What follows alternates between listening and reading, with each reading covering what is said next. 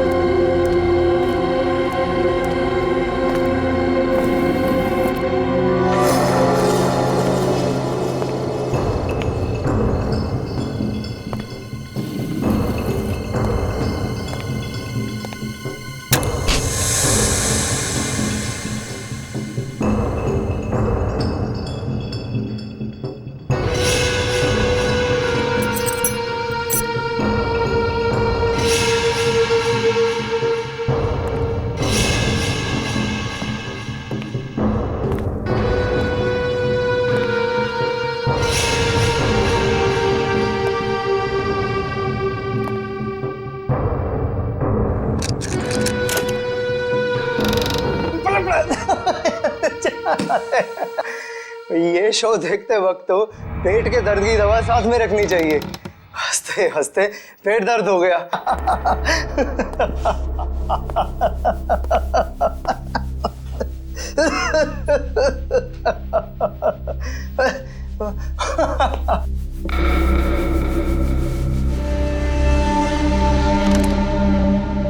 कौन है ये? प्रमोद कौन है ये? बहुत खुशकिस्मत हो तुम। मौत से कुछ पल पहले इतनी हंसी और इतनी खुशी हर किसी को नसीब नहीं होती। कौन हो तुम? अंदर कैसे आए? मौत को अंदर आने के लिए किसी न्योते की जरूरत नहीं पड़ती है।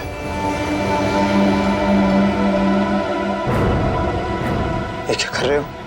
मैंने क्या बिगाड़ा तुम्हारा? तो रुक जरा, पुलिस को।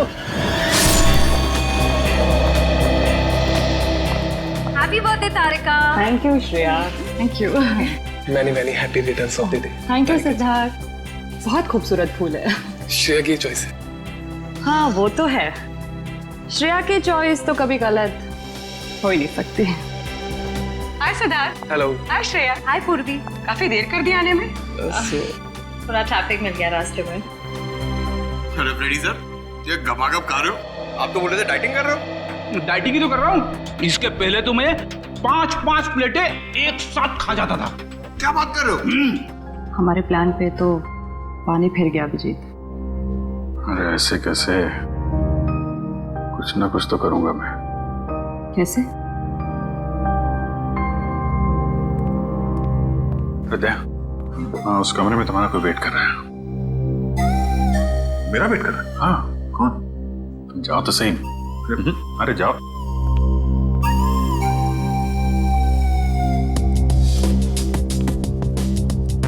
हे सिद्धार्थ, वो तुम्हें मेरी जासूसी नॉवेल्स की कलेक्शन देखनी थी ना? चलो दिखाती हूँ। चलो श्रेया। अरे कभी तो श्रेया को अकेले छोड़ो। ऐसी कोई बात नहीं है ना? चलो। इट्स ओके सिद्धार्थ, जाओ तो। चलो।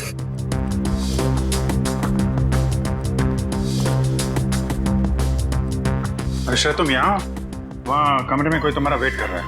कौन? अरे जाओ देखो तो सही। अरे sir,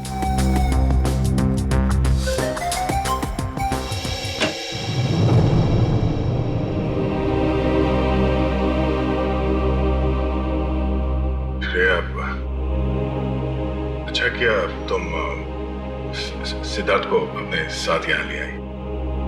I am very sorry. उस दिन मैंने आपके साथ बहुत बुरा बिहेव किया था।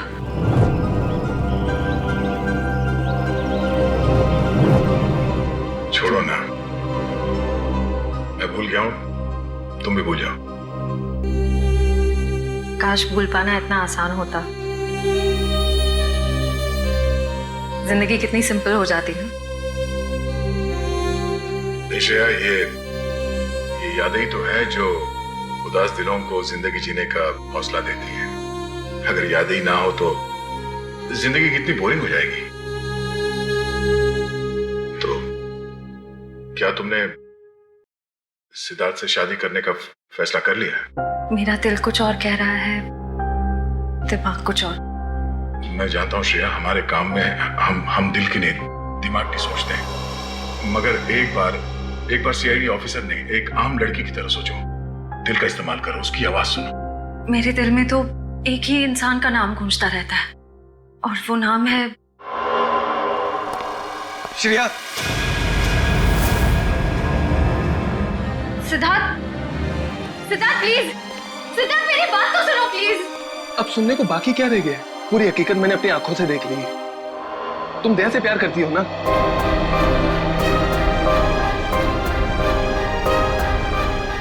सिद्धार्थ, मैं इस बारे में तुमसे बात करने वाली थी। की क्यों नहीं? सिद्धार्थ, काम इतना होता है, मौका ही नहीं मिला मुझे। मौका नहीं मिला? I just can't believe I heard that. Siddharth please मेरी बात तो सुनो। ये इतना आसान नहीं हो के। मैं आपको मेरी जगह रखकर तो सोचो, फिर पता चलेगा मैं किस अग्नि परीक्षा से गुजर रही हूँ।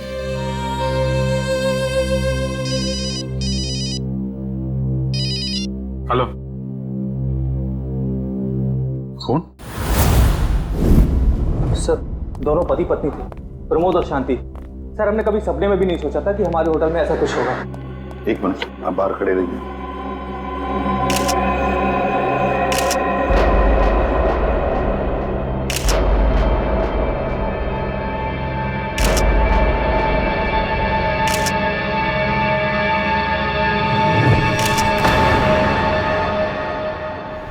माय गॉड, दोनों की लाशें ऐसी इस अवस्था में।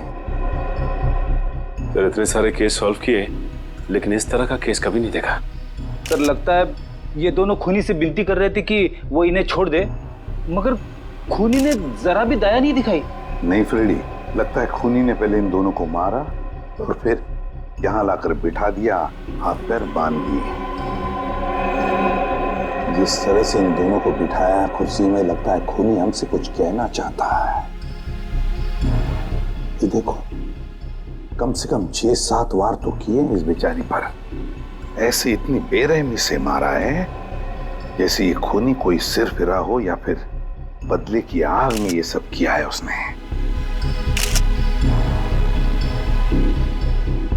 My God. सर, इस प्रमोद की पीठ पे भी वार किया गया है।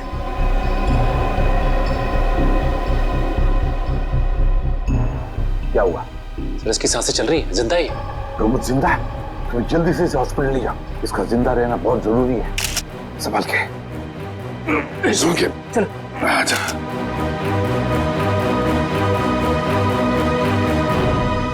एक बात बताओ, ये खूनी अंदर आया कैसे? किसी ने देखा कैसे? नहीं सर, ये सब रात में हुआ सर, और रात के वक्त इसकी ड्यूटी रहती है सर, इससे पूछिए आप। कैसे हुआ ये सब? सर, कुछ देर के लिए मेरी आंख लग गई थी रिसेप्शन डेस्क के ऊपर। तुम्हें शर्म नहीं आती ये कहते हुए कि तुम्हारी आंख लगी थी ड्यूटी पर? Sorry sir. एक बात बताओ, ये दोनों प्रमोद और शांति कब से रह रहे तुम्हारी होटल में? सर, पिछले 6 दिनों से रह रहे थे, और आगे भी 1 महीने रहने का प्लान था सर। क्यों, कुछ बताया इन्होंने? सर, प्रमोद जी की नई नौकरी लगी थी, नासिक से इस शहर में नए आए थे, उन्हें अपना घर नहीं मिला, इसीलिए होटल में रह रहे थे सर। ठीक है, जाओ। पंच, प्रमोद और शांति, इन दोनों की पूरी जानकारी चाहिए मुझे।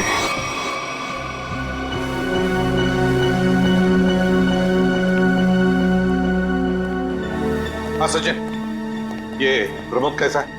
सर, डॉक्टर ने ऑपरेशन शुरू कर दिया है, थोड़ी देर में पता चल जाएगा सर। लगता है सचिन, ये खूनी शांति को ही मारने आया था, प्रमोद को नहीं। देखो ना, उसने प्रमोद पर सिर्फ एक ही वार किया और फिर देखा तक नहीं कि वो जिंदा है या मर गया।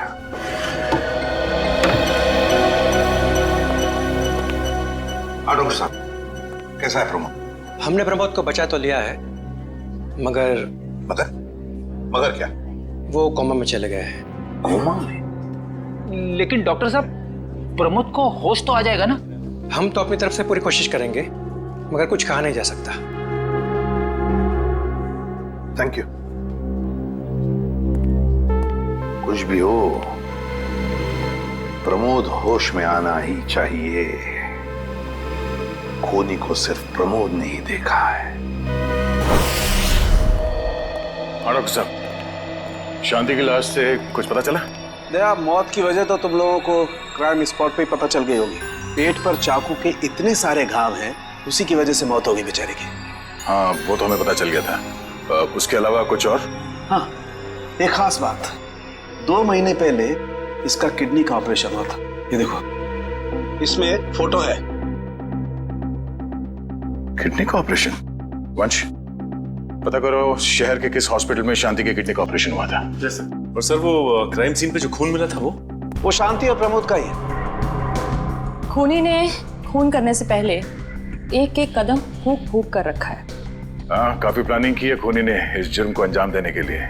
उसे पता था कि ये प्रमोद ऑफिस से कितने बजे वापस आता है, और वो होटल के कमरे में पहुंच गया जब दोनों मौजूद थे। पर सर, अगर उसका मकसद शांति को ही मारना था, तो वो तो प्रमोद के आने से पहले ही जुर्म को अंजाम देकर वहां से फरार हो सकता था। हाँ, ये बात तो है। मुझे लगता है खूनी ने प्रमोद के ऊपर सिर्फ एक ही बार वार किया, और वो इसलिए क्योंकि वो चाहता था कि वो कोमा में पहुंच जाए और जिंदा लाश बन जाए। सर, लगता है ये खूनी कोई एक्सपर्ट है जो अच्छी तरह से जानता था कि वार कहाँ पे करना है। सर, वो एक्सपर्ट नहीं, मुझे तो सरफिरा लगता है। वरना मारने के बाद इन्हें प्रार्थना की पोजीशन में क्यों बैठा था? कोई तो गहरा कारण है सबके पीछे जो इस खूनी के अतीत से जुड़ा हुआ है। क्या प्रमोद की बीवी का खून हो गया और प्रमोद कोमा में है?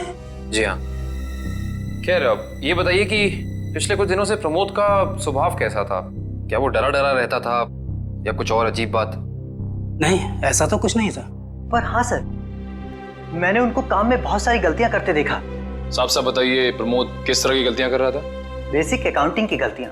मुझे तो हैरानी हो रही थी कि इतने काबिल और इतने क्वालिफाइड इंसान ऐसे बच्चों वाली गलतियां कैसे कर सकता है कोई। वो तो अच्छा हुआ कि मैंने उनकी गलती देख ली, वरना पूरी अकाउंट शीट खराब हो जाती। सर, मुझे तो लगता है उन्हें काम आता ही नहीं था। ऐसा कैसे हो सकता है? वो जिस कंपनी से आए थे वो तो बहुत बड़ी कंपनी थी, और कोई भी बड़ी कंपनी किसी ऐसे आदमी को अपने यहाँ नौकरी पर क्यों रखेगी जिसे उसका काम ही नहीं आता हो? अब तो इस प्रमोद की सारी कुंडली निकालनी पड़ेगी। तो पति पत्नी प्रमोद और शांति एक नंबर के धोखेबाज थे। उनके सारे सर्टिफिकेट्स और डॉक्यूमेंट्स नकली हैं। स्कूल और कॉलेज हर जगह के। ऐसी क्या वजह हो सकती है जिस वजह से 420 करके ये उस फाइनेंस कंपनी में काम कर रहा था? ये इस प्रमोद को वहाँ काम करके क्या फायदा हो सकता है? इस सवाल का जवाब तो उसी वजह से जुड़ा है निखिल, जिसकी वजह से इस प्रमोद की हत्या की गई। पर वजह जो भी हो, उस वजह का पता तो सीआईडी निकाल ही लेगी। लेकिन सर, हो सकता है इन दोनों का नाम भी नकली हो सकता है।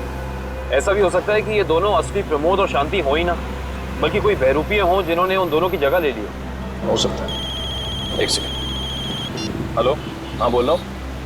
हाँ, कौन सा hospital? Okay, thank you so much. क्या हुआ निखिल? हमारा अंदाजा सही निकला। 2 महीने पहले पुणे की मोती हॉस्पिटल में इस प्रमोद की पत्नी का एक ऑपरेशन हुआ था। वहाँ प्रमोद की पत्नी का नाम शांति नहीं बल्कि विनीता लिखा हुआ है। विनीता? मोती हॉस्पिटल, पुणे।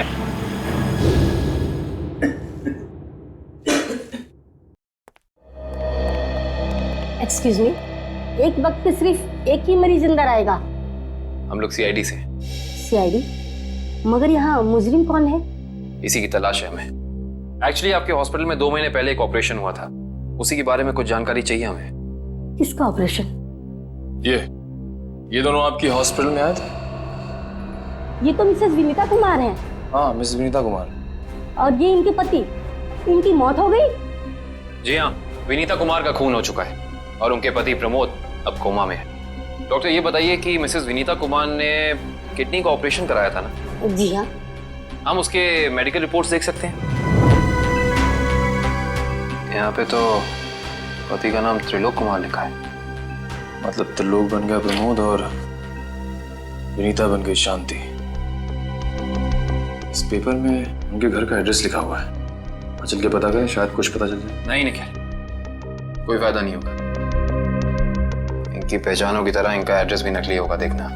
हाँ, हमने इन्हें ऑपरेशन के कुछ रिपोर्ट्स कोरियर की थी, मगर वो कोरियर वापस आ गए थे। डॉक्टर, ये बताइए कि इन्होंने ऑपरेशन का पेमेंट कैश में की थी या चेक से या किसी कार्ड से? इंश्योरेंस के जरिए। इंश्योरेंस? उस इंश्योरेंस कंपनी के कोई कागजात, कोई डॉक्यूमेंट्स हैं आपके पास? हाँ, इसी फाइल में होंगे। गुड।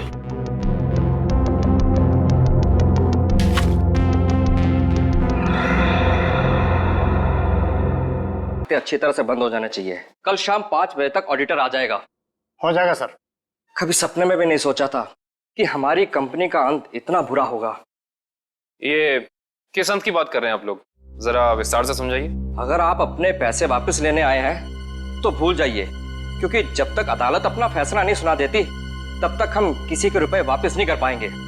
पैसे वापस लेने नहीं, इंसाफ करने आए हैं। हम लोग सीआईडी से हैं। ओह, तो हमारी शिकायत सीआईडी वालों तक भी पहुंच गई है। शिकायत? ऐसा क्या कर दिया आपकी इस कंपनी ने? हमारी कंपनी ने नहीं, उस त्रिलोक ने आसमान की तरफ प्रगति करती हुई हमारी कंपनी के नाम को रातों रात मिट्टी में मिला दिया और हमें दिवालिया कर दिया उसने। त्रिलोक? एक सेकंड,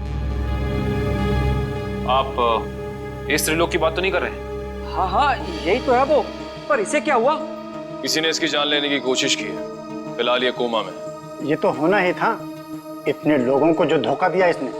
किस धोखे की बात कर रहे हैं? हमारी कंपनी के क्लाइंट्स को झूठे सपने दिखाकर कहा कि सबके पैसे एक ही महीने में 2 गुना कर दूंगा, पर सबके पैसे बटोरकर 9 तो 11 हो गया वो। और क्लाइंट हमारी कंपनी से पैसे वापस मांग रहे हैं। बैंकक्रप्ट हो गया। इतने सालों से कंपनी की बनी बनाई इज्जत मिट्टी में मिल गई। खोए हुए पैसे और खोई हुई इज्जत तो फिर से कमाई जा सकती है, पर खोई हुई जान तो वापस नहीं आ सकती ना। क्या त्रिलोक ने किसी की जान भी ली है? हाँ, हमारी कंपनी के सीईओ अनुज जी, जो कि सदमे को बर्दाश्त नहीं कर पाए और दिल का दौरा पड़ने से उनकी मौत हो गई। कहीं ये सारा हमला अनुज जी का कोई करीबी तो नहीं कर रहा है? अनुज जी की मौत का बदला लेने के लिए? हो सकता है। अनुज जी के परिवार में कौन कौन है? उनकी पत्नी सुधा, जो कि अभी सदमे में है, और उनका बेटा विक्की। विक्की? इस विक्की का फोन नंबर दीजिए जरा। विक्की के फोन का सिग्नल यहीं आसपास बता रहा है। होगी? अच्छा, अभी भी मागाधीर रोड की तरफ मुड़ा है। मागाधीर?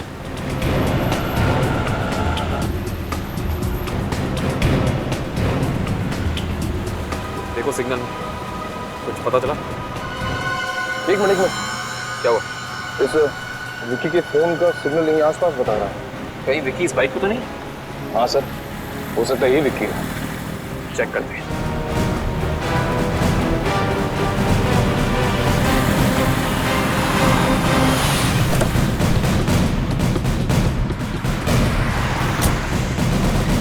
सुनो भाई साहब, तुम ही विक्की हो?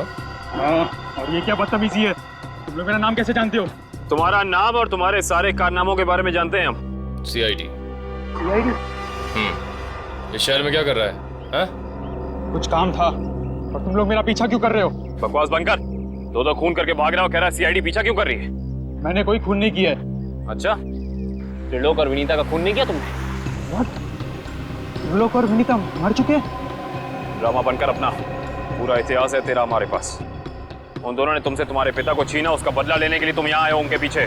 हाँ, मैं बदला लेने जरूर आया था, पर मैंने उनका खून नहीं किया। देख, सच बोल दे समझा, नहीं अपनी शक्ल नहीं पहचान पाएगा। मैं सच कह रहा हूँ। मैंने किसी तरह उनके बारे में पता किया।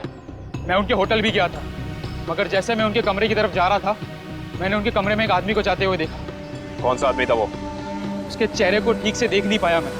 तुम्हें जो भी याद है, जितना भी याद है, साफ साफ बताओ। कद लगभग 6 फीट, ओवरकोट पहना हुआ था उसने, और उसके बाल लंबे थे यहाँ तक। और उसने एलिगेटर शूज पहने हुए थे। Alligator shoes? हेलो, एक और खून?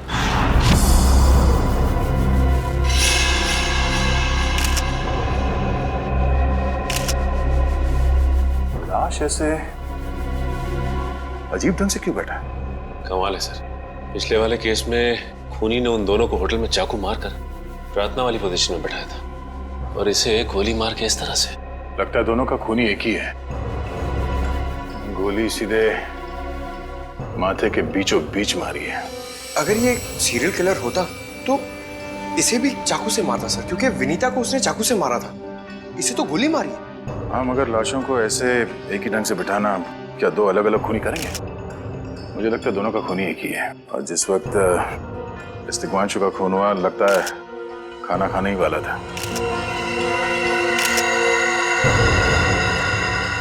तो यहाँ पे दूसरी प्लेट भी पड़ी है। कहीं ऐसा तो नहीं कि ये तिग्मांशु की बीवी के लिए थी? मैम सब तो एक हफ्ते के लिए गाँव गई हुई है, एक हफ्ते के बाद लौटेगी। तो क्या घर में कोई और आदमी था जिसके लिए तिग्मांशु ने एक और प्लेट में खाना डाला? नहीं साहब। अच्छा, जब तुम घर वापस आए उस वक्त ये दरवाजा खुला था या बंद था? नहीं साहब, बंद था। तो फिर तुम घर के अंदर कैसे आए? साहब ने एक चाबी मेरे पास भी दे रखी है। जो कोई भी था, ऐसा लगता है कि तिग्मांशु उस आदमी को जानता था। एक काम करो सचिन, पंकज, घर की अच्छी तरह से तलाशी लो, देखो कुछ मिलता है क्या।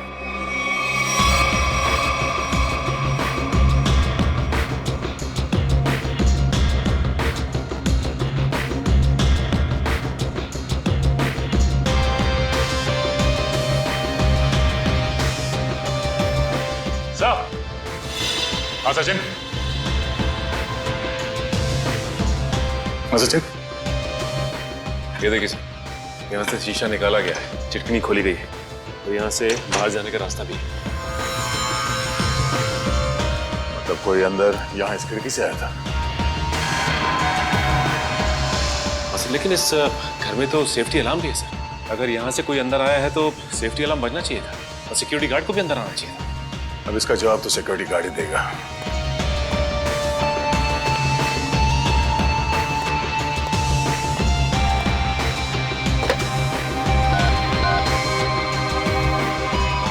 हेलो सिक्योरिटी, अच्छा आज दोपहर को तिग्मांशु जी के घर से अलार्म बजा था, तो फिर आप चेक करने के लिए उनके घर पे क्यों नहीं आए? ओ आई सी, पिछले हफ्ते भी? ठीक है, थैंक यू। क्या बोला सर ये सिक्योरिटी वाला? सिक्योरिटी का कहना है कि अलार्म बजा था और उन लोगों ने घर में फोन भी किया, तो तिग्मांशु जी ने कहा कि गलती से अलार्म बज गया, इसलिए वो लोग ऊपर नहीं आए। सर, हो सकता है तिग्मांशु ने मजबूरी में कहा, खूनी ने उसके सर पे गन तान दी हो। कुछ कह नहीं सकते, बात करते वक्त अगर थोड़ी सी भी टेंशन हो आवाज में तो ये सिक्योरिटी वाले तुरंत भाप लेते हैं। दरअसल पिछले हफ्ते भी तिग्मांशु के घर से अलार्म बजा था और जब सिक्योरिटी वालों ने फोन किया था तो तिग्मांशु ने यही कहा था कि गलती से बच गया। सर ये खूनी काफी चालाक लगता है, खेल खेल रहा है। देखते हैं, जरा देखो इस घर में कुछ और मिलता है क्या। खूनी ने कोई ना कोई सुराग जरूर छोड़ा होगा, चेक करो।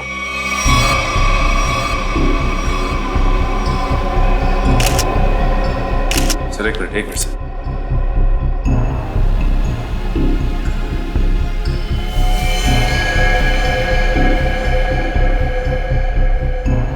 ये देखिए सर, खून।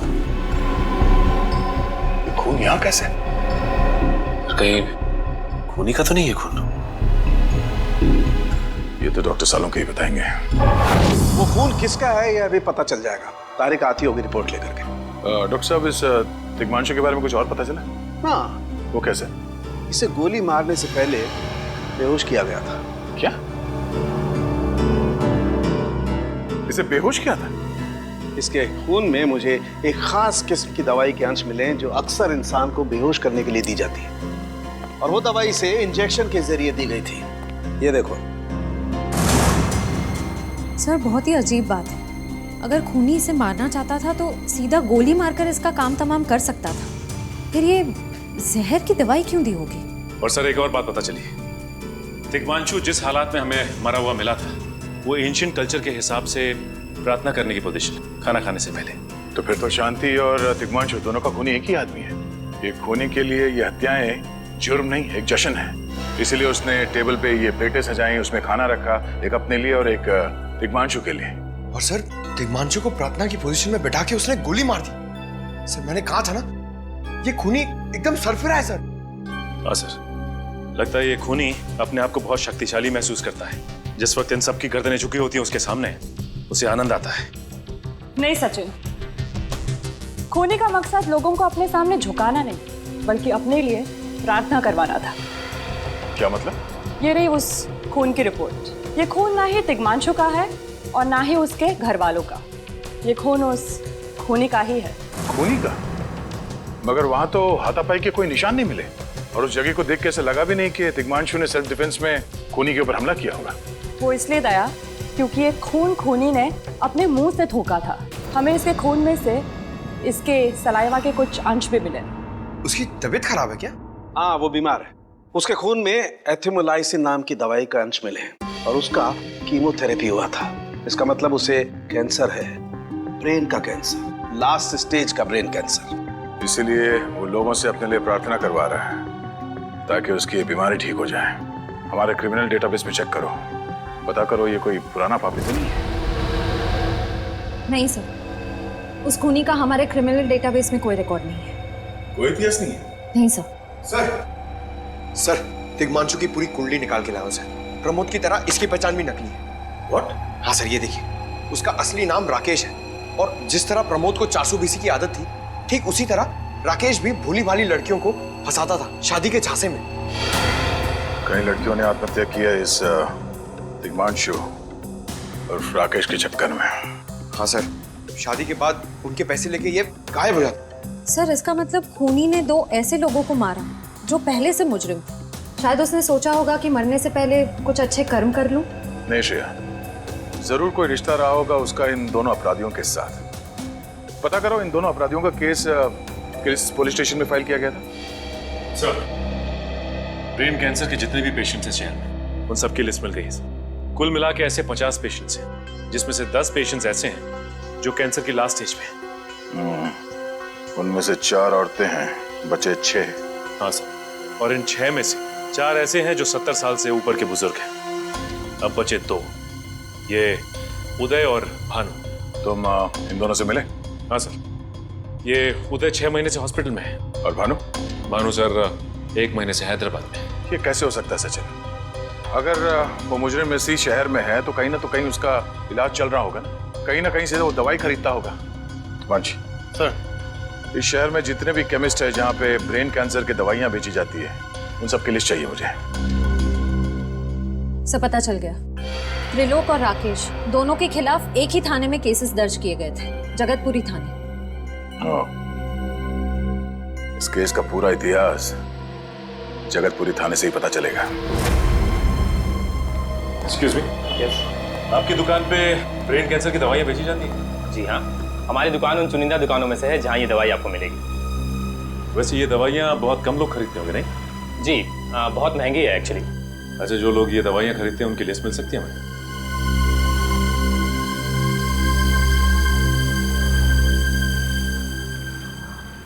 ये रही वो लिस्ट।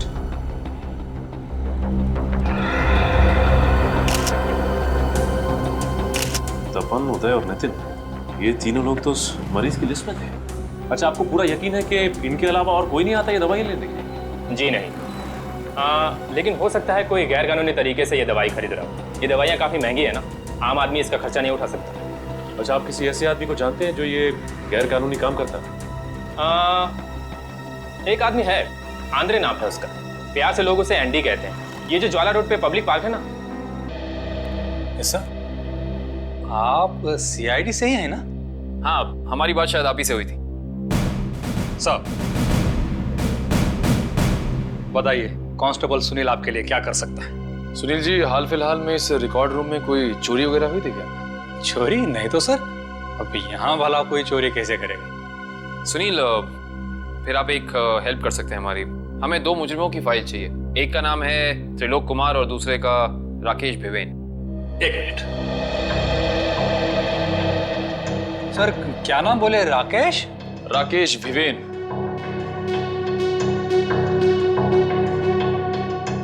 कमाल है, इसकी फाइल तो है नहीं यार। अच्छा, वो दूसरा नाम क्या बोले? त्रिलोक? त्रिलोक कुमार। इसकी भी नहीं है?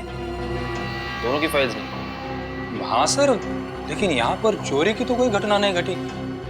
पता नहीं फाइलें गायब कैसे हो गई। सुनील, यहाँ याद करने की कोशिश करो, हाल ही में कोई दुर्घटना घटी थी क्या? पिछले महीने ऑफिस एरिया में आग लग गई थी। तो अच्छा हुआ फायर ब्रिगेड वाले जल्दी आ गए और हमारे रिकॉर्ड्स नष्ट नहीं हुए। जरूर ये आग भी जानबूझकर लगाई गई थी। आग लगने की वजह क्या थी? वो बताया गया कि मेन स्विच बोर्ड के अंदर शॉर्ट सर्किट हुआ था। कोई इलेक्ट्रिशियन भी आया था काम करने के लिए। जरूर वहीं छेड़छाड़ की गई। उस इलेक्ट्रिशियन का कोई आता, कोई पता, कोई कांटेक्ट है? दूसरे कांस्टेबल के पास था, लेकिन वो तो रिटायर होके गांव चले गए। हाँ, कोई बात नहीं। सुनिए, एक काम करिए, आप चेक करके बताइए कि और किन किन मुजरिमों की फाइल्स यहाँ से गायब हुई हैं। Okay sir. पता तो चले आखिर अगला शिकार है कौन इस अनोखे खूनी का। ये ले पैसे। अरे ये दवाइयाँ तो असली है ना। अरे अंकल जी, ये जो शक की बीमारी है ना, कैंसर से भी ज्यादा खतरनाक है। अगर आपको यकीन नहीं है कि ये दवाई असली है या नहीं, तो खुद जाकर दुकान से क्यों नहीं खरीद लेते? अरे तुम तो बुरा मान गए, मैं तो बस ऐसे ही पूछ रहा था, मेरा मतलब वो नहीं। जानते हो, इस तरह से दवाइयाँ बेचना और खरीदना दोनों गैर कानूनी है। बाकी तुम्हारा कोई फायदा नहीं है। मैंने सुना था कि सीआईडी बड़े बड़े केस हैंडल करता है। मैं तो छोटा मोटा चोर हूँ, जाने दो ना साहब। हाँ मिस्टर छोटे चोर, ये बताओ कि तुम्हारे पास से ये दवाइयाँ खरीदने के लिए कोई ऐसा आदमी आता था जो 6 फीट लंबा था और लंबे लंबे बाल थे उसके, और वो एलिगेटर वाले शूज पहनता था? हाँ, वही जो आगे से नुकीला होता है। हाँ, आया था चिराग। आप लोग चिराग को ढूंढ रहे हो? हाँ। कहाँ मिलेगा ये चिराग? चिराग? लगता है चिराग घर पर नहीं है। कमरे अच्छी तरह से चेक करो, देखो कुछ मिलता है क्या। पंकज, कंप्यूटर चेक करो।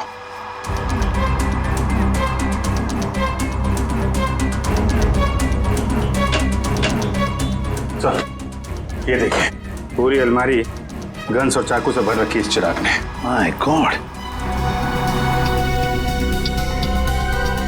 सर, हाँ, अंदर के कमरे में से ये खून से भरे हुए कपड़े मिले।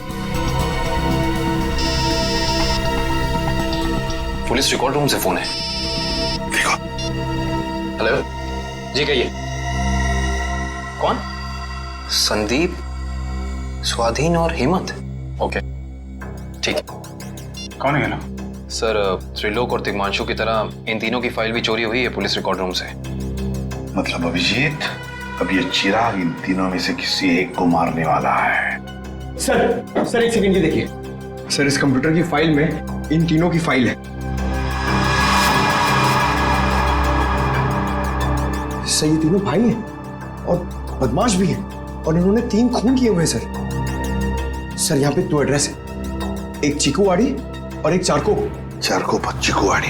एक काम करते हैं अभिजीत, हम दोनों चीकूवाड़ी चलते हैं और तुम लोग तीनों भी चारको चले जाओ। Yes sir. हाँ चलो अभिजीत।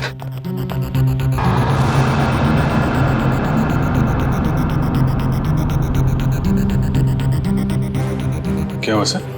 अभिजीत, ये पेन, ये मेरा पेन है अभिजीत। आपका पेन? यहाँ पे कैसे सर? ये पेन मैंने जग्गा को दिया था, जग्गा को। जग्गा सर? वो आपका खबरी? हाँ अभिजीत, मेरा खबरी। मगर जग्गा तो मर चुका है सर। हाँ अभिजीत, तो मर चुका है, लेकिन जिस खून में तलाशी करने में मदद की थी जग्गा ने हमारी, उस वक्त वो खून भी इसी तरह हो रहे जैसे आज हो रहे हैं। खून करने के बाद लोगों को प्रार्थना की पोजीशन में रखा जाता है। चलते हैं सर। नहीं अभिजीत, क्योंकि अभिजीत जिस तरह से वो खून किए जा रहा है, लगता है मुझे संदेशा भेज रहा है, मुझे मिलना चाहता है अकेले में।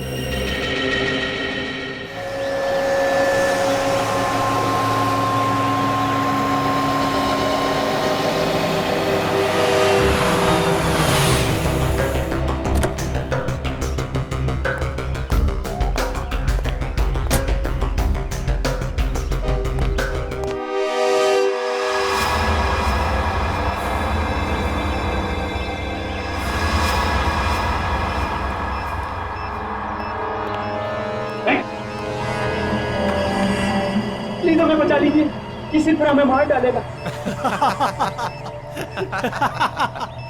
घबराओ मत, मैं इसे भी प्रद्युम्न हूं, कुछ नहीं होने दूंगा तुम्हें। इनकी बातों को ज्यादा सीरियसली मत लेना, इन्हें तो झूठे वादे करने की आदत है, और इतनी बड़ी बड़ी बातें करने से पहले एसीपी जरा मेरा इंतजाम तो देख लो। बस रिमोट के इस बटन को दबाना है और ये तीनों हमेशा के लिए बूम, धरती से गायब। क्यों कर रहे हो तुम ये? क्या गलत कर रहा हूँ? हाँ बोलो। पर ये तीनों तो वैसे भी कानून से भागे हुए अपराधी है ना, तो इन्हें मारकर क्या गलत कर रहा हूँ मैं? इन्हें सजा देने का हक तुम्हारा नहीं, सिर्फ कानून का हक ही है। बस यही तो प्रॉब्लम है, जब तक तुम कानून में हो कुछ नहीं हो सकता। क्या क्या चाहते हो तुम मुझसे? पहले अपनी ये गन मुझे दो। एसीपी, मुझे अपनी गन दो, वरना मैं ये रिमोट दबा दूंगा। एसीपी, मैं 3 तक गिनूंगा। 1, 2, 3। नहीं,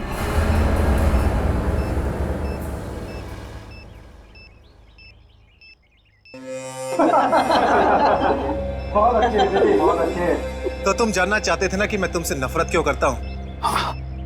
जग्गा खबरी का नाम ध्यान है? याद है मुझे। मैं उन्हीं का बेटा हूँ। पता चल चुका था मुझे। एसीपी, तुमने मेरे पिताजी से वादा किया था ना कि तुम उनका बाल भी बाका नहीं होने दोगे। फिर क्यों नहीं बचा सके उन्हें? बोलो। देखो चिराग, तुम्हारे पिताजी की मौत का बोझ आज भी मेरे दिल पर है। बंद करो ये तुम्हारा नाटक। उस वक्त कहाँ थे तुम जब मेरे पिताजी की मौत के बाद मैं और मेरी माँ दर दर की ठोकरें खा रही थी? खाने के पैसे तक नहीं थे हमारे पास।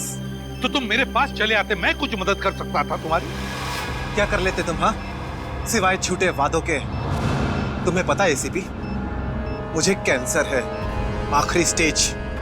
और ये इसीलिए क्योंकि मेरी माँ के पास पैसे नहीं थे मेरे इलाज के लिए। मैं तुम्हारा दुख समझ सकता हूँ चिराग, तुम्हारी तकलीफ समझ सकता हूँ, मगर इन तीनों ने क्या बिगाड़ा है तुम्हारा? तुम इन तीनों की जान बचाना चाहते हो? हाँ। तो तुम्हें अपनी बलि देनी होगी। क्या मतलब? मतलब तुम इस बिल्डिंग से छलांग लगानी होगी ताकि फिर कोई जग्गा खबरी सीआईडी का शिकार ना बने।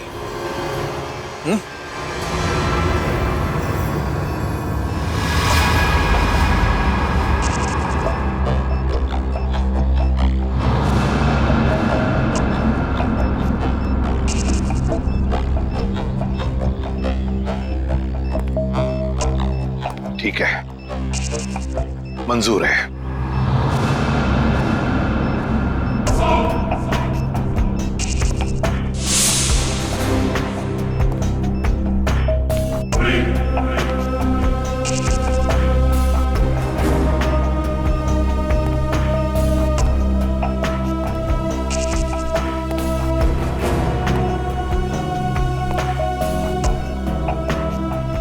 चढ़ो एसीपी, चढ़ो।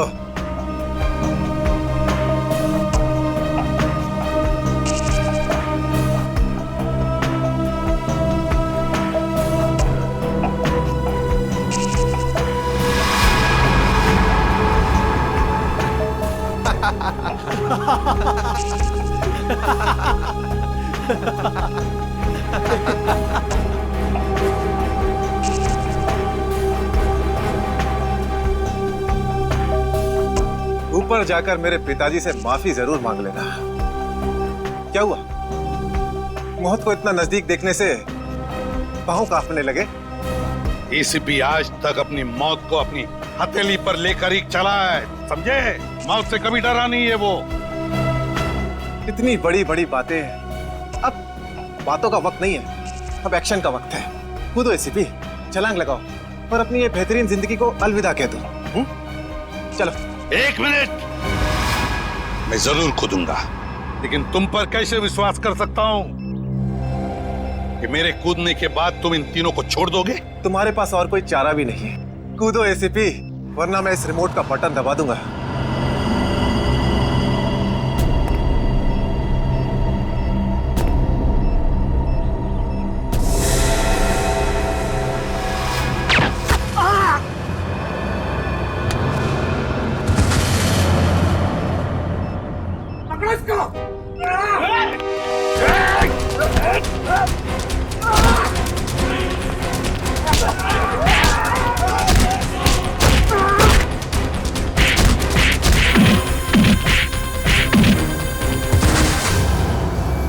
बस मिस्टर चिराग, बहुत चला लिया न्याय की अदालत। सीआईडी का काम सीआईडी को सौंप दो। रेडी? पंकज, उन तीनों के शरीर से बॉम्ब हटा दो, संभाल के। और तुम मेरे दोस्त, मेरा खबरी जग्गा के बेटे लगते ही नहीं। उस बेचारे ने तो अपनी जान कुर्बान की हमारी मदद करने में, कानून की मदद करने में, मगर तुम, लानत है तुम पर। जैसे घटिया काम करने निकले थे। 2 खून किए तुमने। तुम्हें तो शायद फांसी ही होगी, फांसी।